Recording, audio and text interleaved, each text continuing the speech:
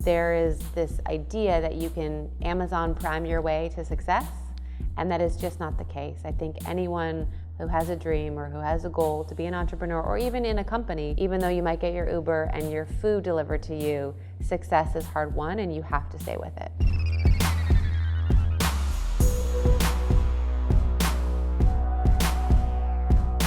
I guess I had this deep-seated belief that if I'm gonna work this hard, I want it to be my name.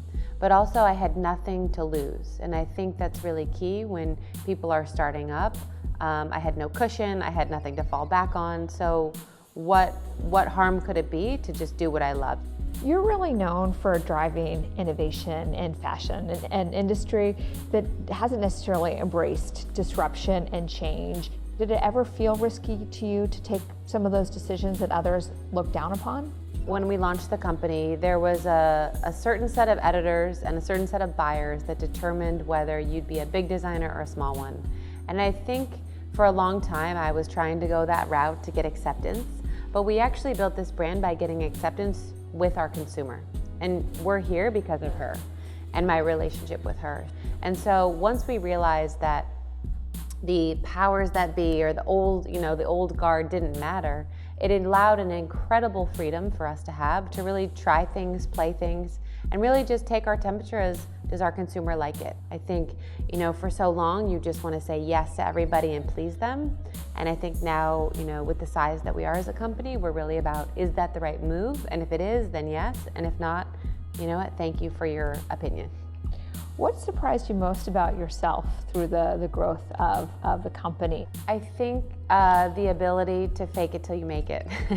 And I think to this day, you're having hard times or a tough meeting, and when you put on that face of like, it's gonna be all right, or I got this, and the other person believes you, and you're like, I got away with that? Awesome. And then, at times, it's not like we're never not scared. I think right before we did our first See Buy Wear show, we were frightened, and our publicist said, every time you guys take the road not taken, you win.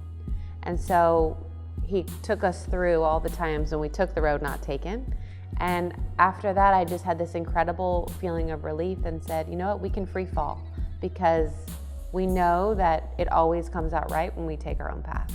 You've also said that you don't believe in mentors. Why? I believe in mentors, but I feel like today all I hear is people having their hopes and dreams attached to the one human who's probably too busy to spoon feed them all of their tricks. I think too often, you just see people that go to a certain part and then they don't know how to evolve or how to think differently. And I think, looking for your mentors that are your peers in different aspects of the industry is far more valuable than the one Fortune 500 CEO who has maybe 10 minutes to give you, pearls of wisdom. You've built this thriving business. You also have two young children as well. What was one of the best pieces of advice that someone had given you around trying to do all that you're trying to do right now? I think that the best piece of advice was it's never going to be perfect, and to have fun and to show your kids that you're having fun. It's never like, oh, I got to go to work in front of my kids.